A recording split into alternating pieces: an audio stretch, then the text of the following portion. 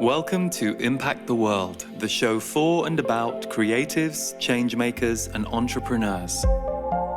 This is a conversation episode where a special guest shares with me what they are creating and the behind-the-scenes journey of their experience.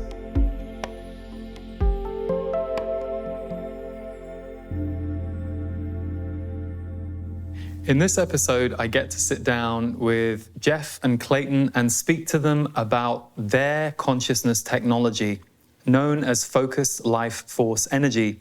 We are releasing this show on May 4th, so may the force be with you. And one of the things that I really enjoy about these guys is they are dedicated to their research around consciousness. They have created a tool which they have put into the world to help others to experience well-being and harmony in their lives. And what we got to talk about was both the technology itself, but also what's it like to have a vision, build something, and then put it into the world, and what happens then, and how do you experience it? So you can check out this technology, for they offer a free trial. You can use all of the links below the show, and I hope you enjoy. Welcome, Jeff. Welcome, Clayten. Thank you so much for being here. I'm very excited to talk to you both about what you have created in the world and what you are putting into the world right now. But before we dive into that, I just wanted to share with those who are tuning in how we met. So we were all at the Conscious Media Festival in Austin, created and hosted by Giselle Coy last year. It was a fantastic event. I had heard about you guys through our mutual friend Regina Meredith, but I hadn't met you before, and you came over to me, and you know, those events are a lot of energy, a lot of people, you meet a lot of people, and I felt an instant connection with you two when I met you. And I remember you both gave me a big hug. And I was like, wow, they're really nice. Who are they? Because I noticed how my body responded to you, which was I was really open to you immediately, which doesn't always happen. So when you started telling me about what we call fluffy, or what you call fluffy, and what we've begun to call fluffy, your technology that you have created, my scientific mind couldn't exactly track what you were saying. But I knew I wanted to try it and experience it. So myself and Stephen have been living with it for a year now, and it has been fantastic. So I knew I wanted to have you on the show to talk about what it is you created, what Fluffy is, and yeah, we'll delve a little bit into why you created it later. But perhaps first, for people who've not heard of you guys and what you're doing, how would you describe what you're doing? Well, it's a consciousness technology, and we believe that this time on the planet, there's new technology showing up to help us, evolve.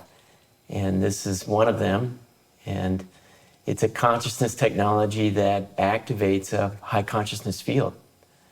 And a high consciousness field is like you would be in a monastery or a cathedral or a mosque or a synagogue, a place of worship, or even like a pilgrimage spot. These are high fields that are created by people, that are there praying or teaching. And so we found a way to do that in a location, in a home, in a business, and around a cell phone or an object.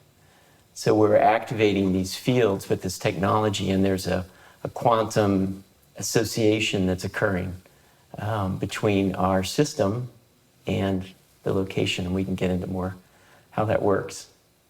What I love about that from my work in all these years in consciousness and spirituality and personal growth is most people are familiar with the idea of their own energy field, and we talk a lot about the feeling of a place. You walk into a certain house and it feels a little off or a little heavy. You walk into another house and it feels light and bright. And so how these fields are created by us as humans, by the land, is one thing.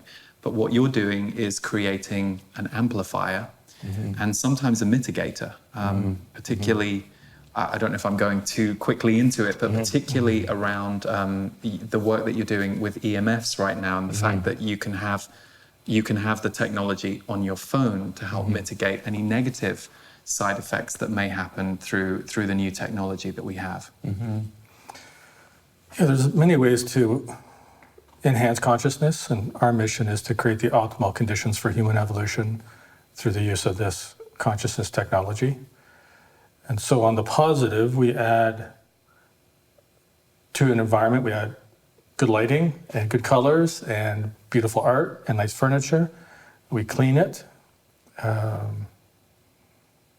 That's what designers are really all about, and actually feng shui, what feng shui is about. We have a lot of customers in Asia, and they describe it as energetic feng shui for their place. So it's accentuating the positive and then compensating for the challenging aspects. So depending on where your home is or the environment you work in, if you have an object on a subscription, then we have a program, for example, that compensates for EMFs, or actually mitigates the EMFs, and in fact, we believe turns any electromagnetic frequency into a positive influence. So we want to add to the positive and compensate for the negative. That's the two principles. What I really like about that is, I understand some of the fears around 5G, and I totally understand the fears and the issues that people see with that. But it's interesting with my own channeling. I've never had an only doom and gloom idea about where we're going technologically, and that's very much what I've been encouraged to lean into whenever I've gone into fear or got too concerned about things. So it was really interesting to me when I spoke to you guys, and you had a shared view of what my guides will often talk about, especially regarding the internet and Wi-Fi, is how they have brought a certain telepathic consciousness to the planet that wasn't there before, and a speed of information that wasn't there before. So to me, that's the positive.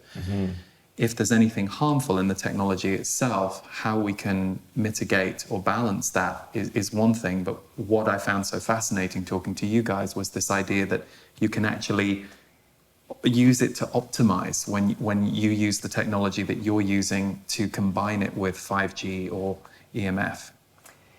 Yeah, what we're doing is harmonizing, and in some cases deflecting if there's too much energy in a space. But the harmonizing it's like a subtle change to the energy, so we're not interfering with the way it operates. And like you said, we are all benefiting from this connection, these connections that we're now carrying with us all the time, and connecting around the world to information at our fingertips. I mean, there's a lot of benefits, and it's not going away, as we talked about before the interview.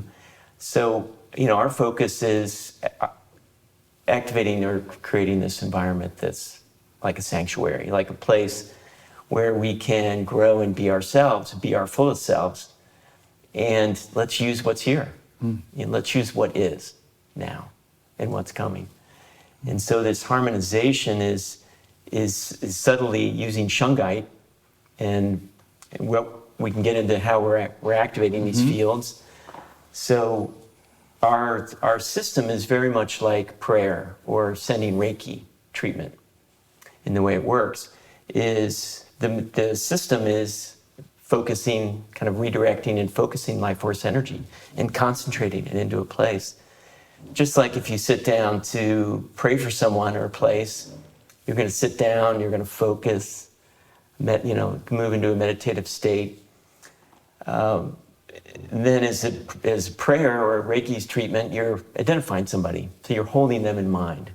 You may have a picture or something like that. So in our system, we have these unique identifiers that are in the system that are a legal address or coordinates or a cell phone number or a photograph for an object. And so those then identify this place and this thing or place in the world, and that connection is instant, and a field is activated. And when you pray for someone, or you just hold them in your mind, there's a field activated now around that person. And then what you're holding as an intention for them is now in that field. And we can feel that someone's going to call us on the phone. They have an intention to call us. They're thinking of us. Wow, someone's going to call me, or I'm thinking of that person. The phone rings. Absolutely. It's the same thing. So you're thinking of that person, you're activating a field, you're thinking of calling them. That's in the field. We get it. We're finely tuned oneness instruments. And this system is the same. And so once we activate that field through that unique identifier, then we have what we call programs that are really instructions to divinity. You know, we're not sending frequencies, we're activating a field. And we're asking for it to be at 560 or higher on the Hawkins map is our normal for a property. The field is 560, and we use kinesiology, muscle testing. We can get into Clayton's cracking the code on Dr. Hawkins' work, but we measure all the properties, and that environment's created just like prayer. So you mentioned shungite. So what is shungite for? I want to talk about the Hawkins map too, because you guys introduced me to that, and it's fascinating. But shungite. What is shungite? Well, it's a black, lustrous material. It is found in 2 primary locations in the world. It was a meteorite that obviously came from outer space, or another part of outer space that we're not in. And it landed in Russia primarily. And it has some unique properties to it. We were talking earlier about, I have some friends in Sedona, and they're also it's a friend of Regina's, Katrine. They did an experiment where they put pieces of shungite along a bank of smart meters. So they have all these smart meters, and they put plants in the small room, and then they at first they just let the plants be in the room with the smart meters. And the plants started to move away from them. You know how plants have that intelligence? They move away from anything that detracts from life. They started to shrivel. So they went and they taped a piece of shungite to each smart meter, and then the plants started to grow and actually move towards the smart meters. So when we were doing our research, we were looking to, how do we take EMFs and let's make it something positive? So one approach is to try to block it. And you don't want to do anything that would interfere with the original equipment manufacturer's operation of equipment. Like we all have cell phones and routers and things in here. So you want to make sure that that all works the way it's designed. You can try to deflect, and in some cases we do. Because if you live next to a big transformer station and you're turning this EMF energy into something positive, then it could be too high of an energy, right? So you want to keep it in a range that's optimal and just deflect the rest into up into the sky or into the earth, some way that where it doesn't concentrate. You can dissipate it, like if you're watering your garden, you don't spray the hose on the flower, you kind of mist it. So there's all these ways you can do it. And then ultimately, I think the ultimate answer is to harmonize it. It's to take the benefit of all the electronics and the convenience that we have and then make it even better by having it be life supportive. So that was what we were looking for in our research, and that's a little more, it took us 1.5 years to get this figured out, and thousands of hours of research and looking into different materials. It's just one thing to talk about it in a few minutes, but it was a tremendous amount of research, and we were very excited when we found out what shungite could do. And lots of people wear it in bracelets, they wear it in necklaces. There's little bits now you can buy and put it on your cell phones. And what we like about our service is that every device in the environment has shungite going towards it, and it optimizes it so that it turns it into something positive, because it's hard to know sometimes how big of a piece of shungite to put on there or what the quality of the shungite is. And it also harmonizes all the electromagnetic influences coming onto the property. So all the cell phone signals, all the satellite signals, all the radio signals, all the things we're not even aware of, radar, anything like that. So I have to ask, I love what you guys are doing. I love the intent that you have around all of this, and I'm grateful that you're interested enough to do this. What compels and propels you to do this? Because to me, this is, you're like dealing with the other side of the world that I deal in. Have you always been interested in the scientific workings of things and how to merge those with consciousness, or is this something that you stumbled on? I'm just curious. Well, for me personally, and I think we share it, it's really consciousness and growth, personal growth.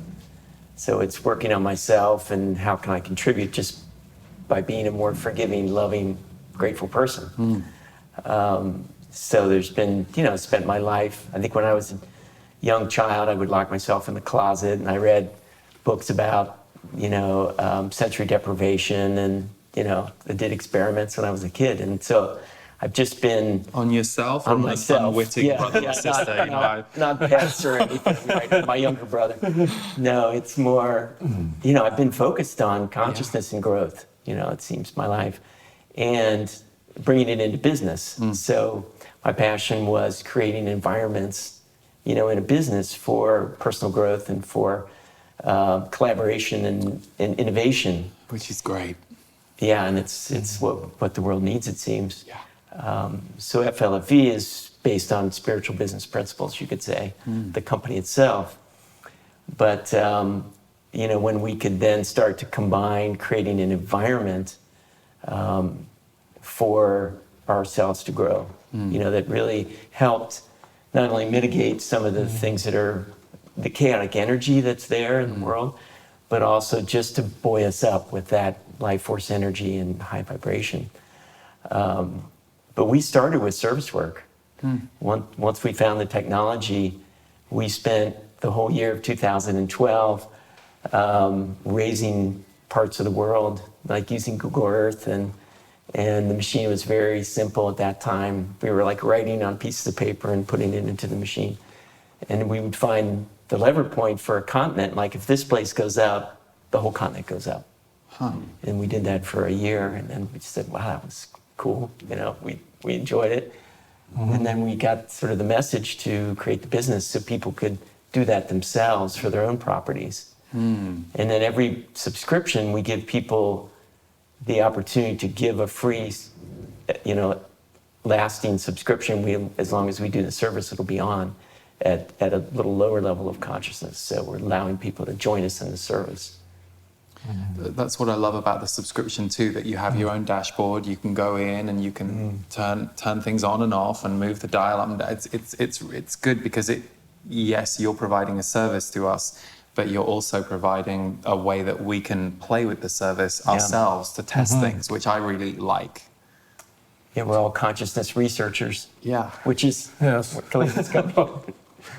Yeah, we're all consciousness researchers in our own way. I mean, you talked earlier about going on to a property and to seeing how it feels. And in your community, I think there's a lot of sensitives, a lot of intuitive empaths might be a good term for it. Yeah. Intuitives and empaths. That tends to be how we experience. Yes. So we don't necessarily have the scientific data, but we can walk in and go, oh, something's off here. And so, that's what's so fascinating about what you guys are doing. And it's about empowering people to have their own sense of truth about something. Some people never feel the service. They're just not that sensitive. They may notice it in their pets, and they say, well, my pets have changed so much, I'm just going to trust that it's helping me. Or they may notice it in their plants. Or they may notice it in some other family members. Or they may notice it in the friends that come over and stay and eat all their groceries and don't want to leave. We've had a couple of those. It's like, I really like the service, but it's costing me $300 a month more in groceries because my friends come over and they don't want to leave. So there's lots of ways to know the truth. Yeah. And the more tools you can give people to empower themselves, I think that's what we're here to do. Yeah. And how about for you? So when did this start for you? This interest in this kind of I won't even say work because it may have started in a different way. Well, I've had a coaching practice for 24 years now, so I got into it really early on. And it was a pretty successful practice, and I've developed some assessment tools and some things that are unique. Kind of the consciousness geek, researcher, gearhead, And I was the client. Yeah, that's how we first met. A mutual friend of mine who was a coach. So he's got this guy down in Cincinnati, and he's running this manufacturing company and doing conscious cultures and lots of holacracy, I think, at the time. And he's interested in the consciousness stuff, so he passed him on, and that's how we got started. But I was kind of stuck in my practice. It was reasonably successful. And so I spent a lot of time thinking about what to do differently. And it came down to me praying and asking divinity what its will for me was. What's your will for me? I want to be of greater service. I want to evolve.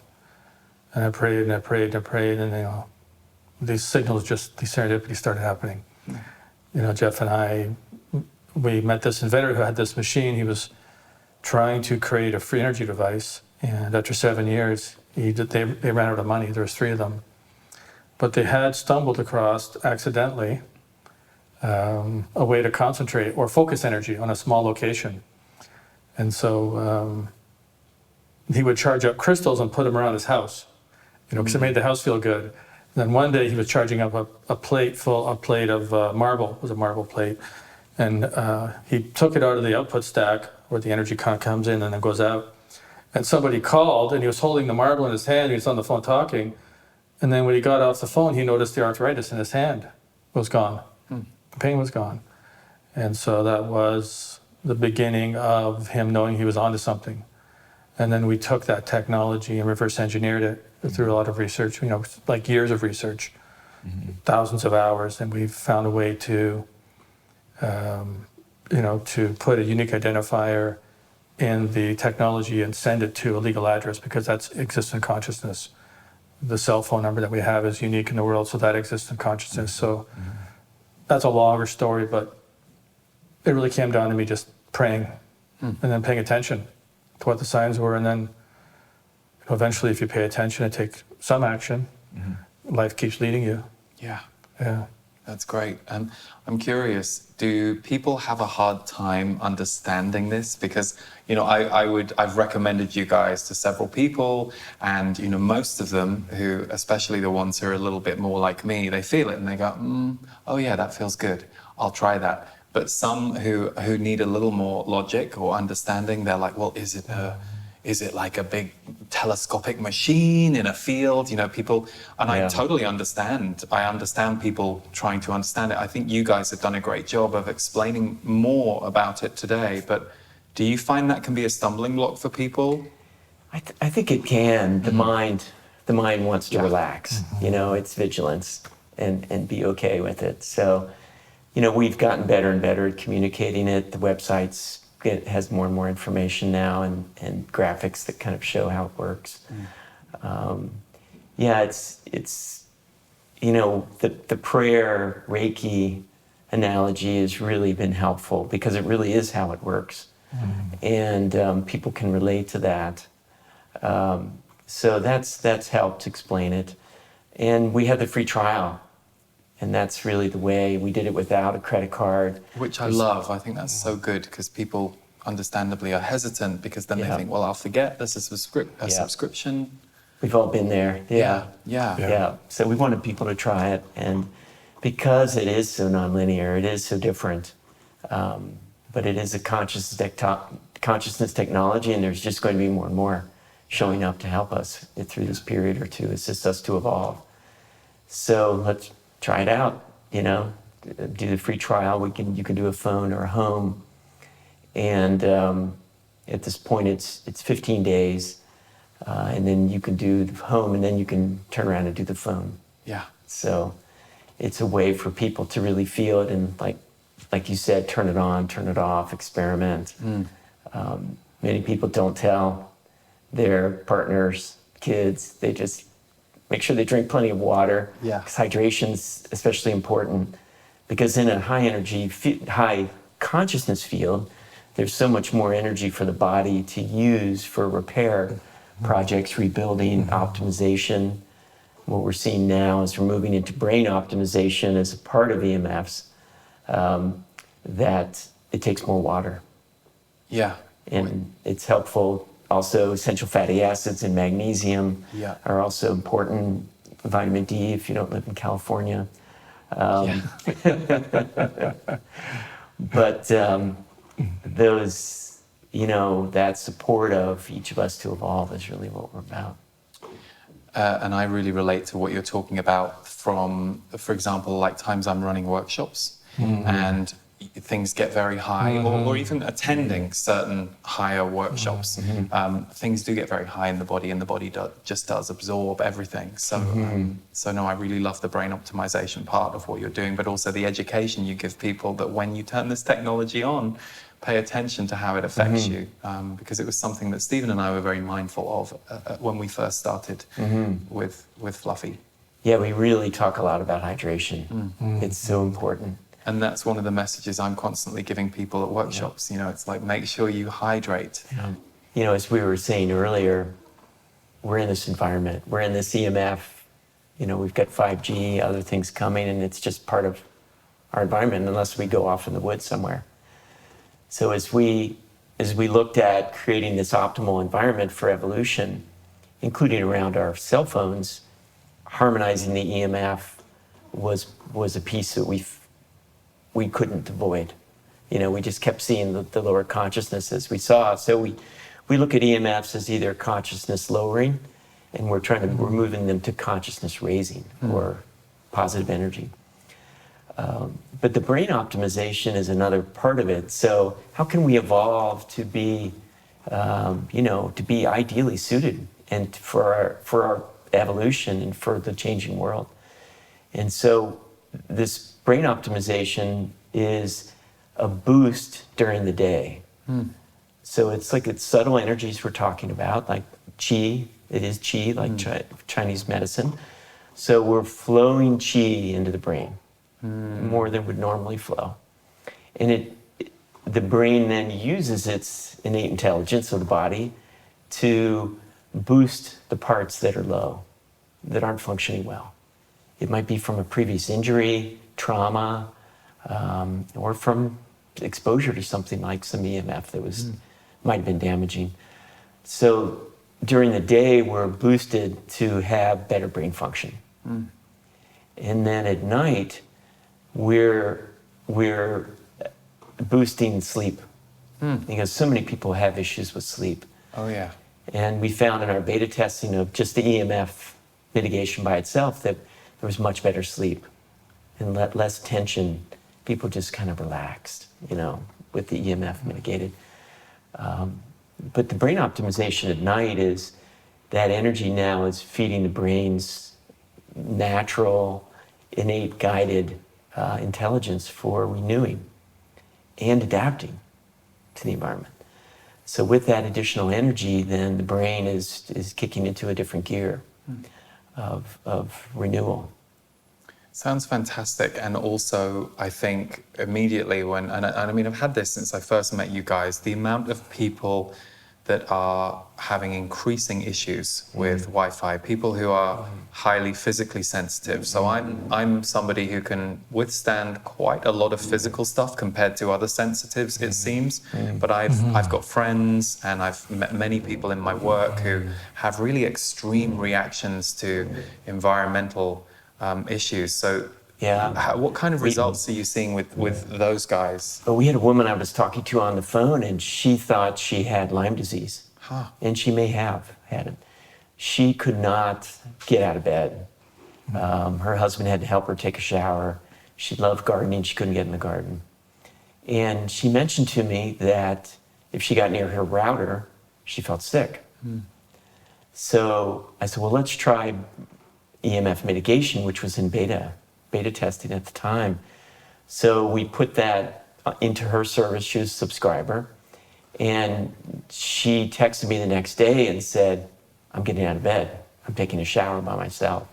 And by the end of the week, she was in the garden. I have a very good friend who basically came to you guys before I had met you, and had a very sick family member who they turned it on at that family member's house, and she said it was extraordinary, the recovery that she made, and just they were really blown away. So I love hearing these kinds of stories and seeing these kinds of results for people who are actually really suffering, not just looking to enhance and mitigate potential threats to their consciousness, but people who can't even get near their consciousness because they're really in suffering. So speaking of consciousness, we said we'd come back to illustrate a little bit more about the Hawkins scale, the Hawkins map. Clayten, this is something you're so good at. It's something that I have come to you about a few times since we've known each other, and I've always found it so useful. So I'm sure many people do know what it is, but for people who don't know what it is, could you just share? Sure. So when you're working with nonlinear technologies, you have to find ways of measuring their influence. And one of the ways of measuring their influence is through the nervous system of a human. So you walk into an environment, it feels good. It's generally high. If you go into an old battlefield or someplace that's really had a negative experience, you'll feel the negative energy. So we are, our own consciousness measuring devices. There's a type of technology called gas discharge visualization. We just did an experiment with FLFE on that. But our primary research tool is kinesiology. So Dr. David Hawkins, he discovered that kinesiology was a non-local phenomena. So kinesiology is muscle testing. It was used a lot in the mid-late century, the 1900s, to test supplementation. One of the schools of chiropractic focuses on using kinesiology. The first chiropractor I ever really liked was a kinesiologist. I mean, I always appreciated getting the adjustments, but when they tested if the muscle could hold afterwards, it's like, okay, this is like a whole new level. So that's how most of us are familiar with kinesiology. What Dr. Hawkins discovered was that it's non-local. So if I'm testing a supplement to see if it's good for me, if I'm using, say, a subject like Jeff, I should be able to test if it's good for you because we're all connected. All right, so that is the non-linear aspect of kinesiology. So we can test each property, and we do test all the properties 3 times a week to ensure that they're at the level that we're guaranteeing, which is 560 or higher, 98% of the time. So yeah, Dr. Hawkins discovered this, and he made what he calls a map of consciousness. So it goes from 1 to infinity. The human realm is 1 to 1,000, and then you get into the angelic realms. The archangels go from 50,000 up. So that's sort of the broader overview of the technology in its evolution. It went from being used for supplementation, chiropractic, and then eventually, in the mid-'80s, Dr. Hawkins published Power versus Force and shared the map of consciousness with the world. And Power versus Force is Dr. Hawkins' book? Yeah, he has 9 books. He published 9 books when he was alive. That was his first one. It's a New York Times bestseller. The map of consciousness is in there. It's page 68. Not that you know. Not that I know that, but yes. Quote, That's great. Bible and chapter and verse. So we use it a lot when we're measuring. For example, Jeff talked about the programs and the specificity. So the way we write a program is we write out the context of what we're trying to create in the environment. So let's say we're trying to create the optimal conditions for the brain to not only increase its functioning during the day, but restore itself at night. And then we'd write out requests to divinity, and we actually have, Dear Divinity, and at the end we have all these requests are done in the highest and best interest of all creation. That's our safety valve. And then we'll make these requests. So we'll start to say, look at the brain. Okay, what's the function of the corpus callosum? What's the function of the hypothalamus, the hippocampus, the pineal, pituitary, different organs in the body. That one's not in the brain, but actually, I'm not sure if it is pituitary. Anyway, we would go into different parts of the brain, and we would find, we do medical research. We would find the most well-regarded scientists in the world. Like one of the ones that's coming to mind about brain research is Dr. Daniel Amen. So really well known. So we would find people like him. We would test their level of consciousness, of their understanding of functions of the brain. We'd reference that in the programs. And so we use kinesiology to measure the level of consciousness and appropriateness of the request to divinity. It's not that if you're making a request to divinity and it isn't that truthful that it will do any harm, it's just that it won't do much good. And so we're trying to do as much as possible with the technology that we can. It does have limitations, of course. It's not a panacea for everything. But that is one of the ways that we use kinesiology. We use it in lots of different ways.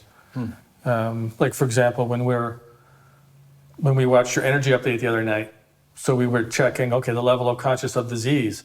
They're like a high consciousness group of beings, right? And then you can measure the level of your ability to interpret their message and speak it into English. That's all like, so there's all these variables you can use to manage the process if you're doing on yourself or authenticate an integrous channeler.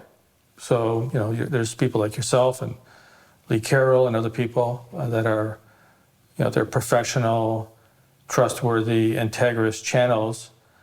You know, you have to maintain your life to sort of have that, to earn that right, you know, in your own way. But those are some of the ways it can be used if you learn how to do it really well. And it can take some time. It's pretty challenging. At least it was for me. It was very challenging. It took me 5 years. And what I found in Dr. Hawkins' work was that some of the protocols he had in the books were not in the protocols that he was suggesting. So, for example, in Power versus Force, page 117, paragraph 2, he says you might find it interesting to calibrate the level of consciousness of your inquiries. And in his protocols in the back of the book, he doesn't say calibrate the level of consciousness of your inquiries. He just says form your inquiry.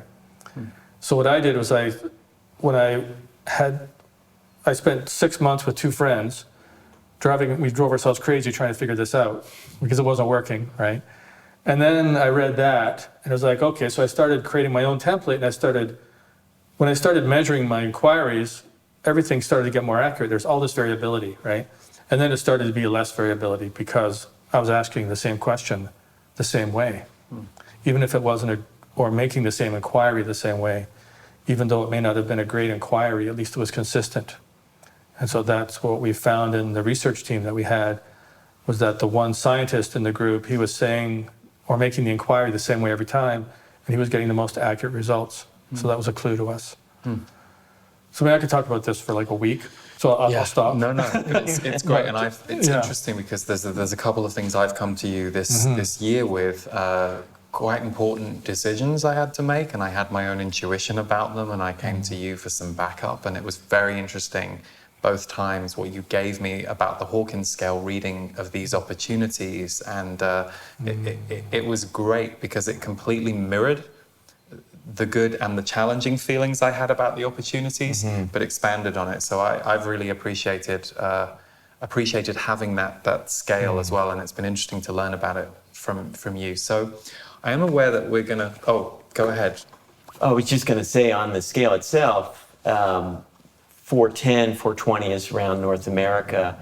The FLFE service is at 560. Each point upwards on the scale is 10 times more energy, 10 times higher vibration. So it's a logarithmic scale. So we're seeing really an exponential increase in energy available. So North America, you said, is 420. I'm curious, what's England? Do you know? Very close. Yeah, England, Denmark, Sweden, Canada, US, Australia, Singapore, they're all within like 10 or 20 points. Interesting. Yeah, and there's different parts of the country. Like we were just on a Santa Monica Boulevard, like there's a 5-mile bubble around the hotel. If you measure that, it was like 340. And out here, it was like 450. And we're here in Malibu right now. Yeah, 450. So a 5-mile radius around that. So that's that's 130 points. It's 130 to the power of 10. And it's measured, there's a scale in the back of the book that talks about how many microwatts of electricity or energy associated with each level of consciousness. So you can actually do the math, if you're really into that.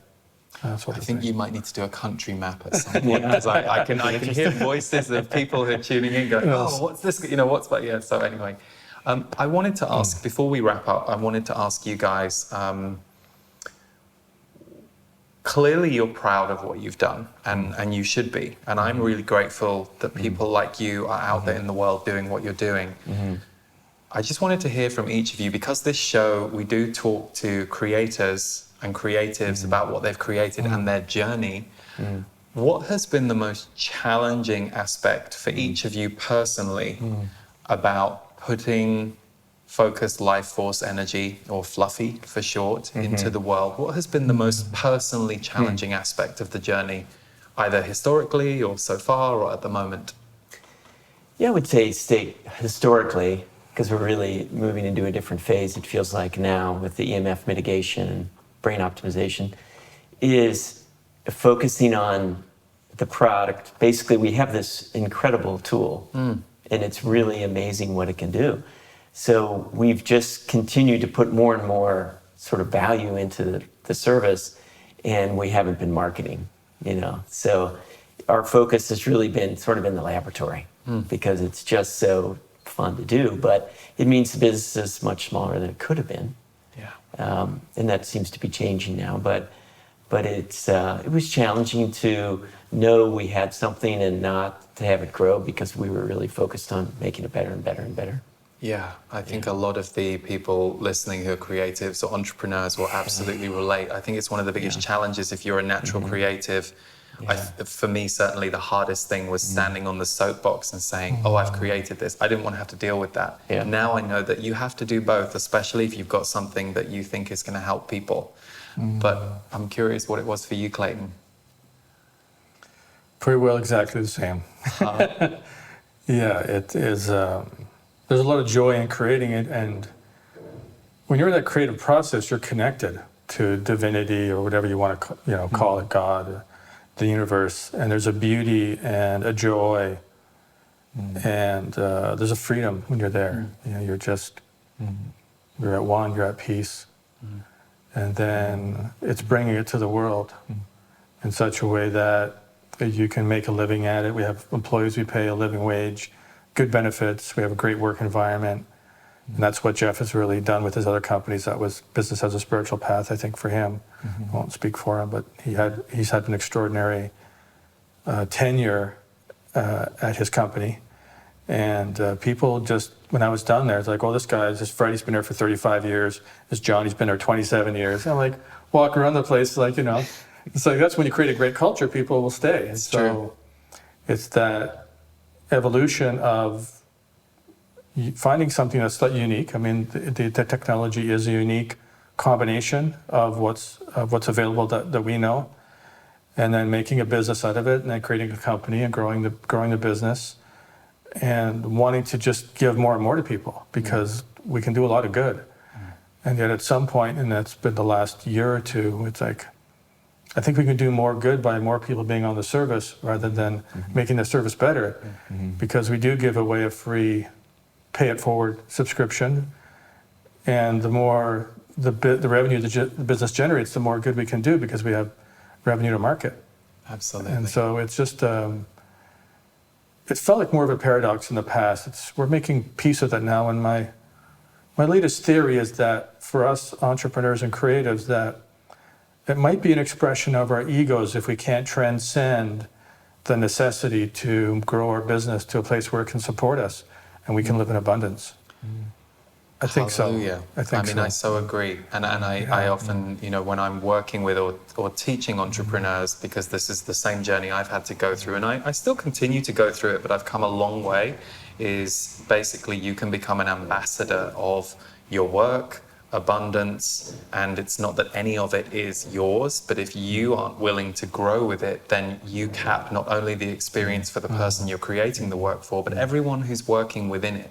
So, and I do think that's a really hard journey. I think psychologically and emotionally it involves a lot of healing, a lot of changing of beliefs, but it's an important one. So I, for one, am really glad that FLFE is now in 44 countries. Yes. That's fantastic. Congratulations. And with all the people I know who use it and love it, and us ourselves, I know that it's just going to continue to rocket. So thank you for what you're doing. Thank you for being on the show. And what we're going to do is, for anybody who has tuned in and wants to try out FLFE, is we're going to put all the links that they can go and check out this free trial, which you don't even have to give a credit card. You can just try it for free, see whether it works for you and if you resonate with it. And also there's going to be a lot more information at those links if people want to go deeper with what the service does. But to you and your team, I salute you and thank you. Thank you. Thank you, Lee. Great to be here. You have been listening to Impact the World. For more of my work, please visit leeharrisenergy.com.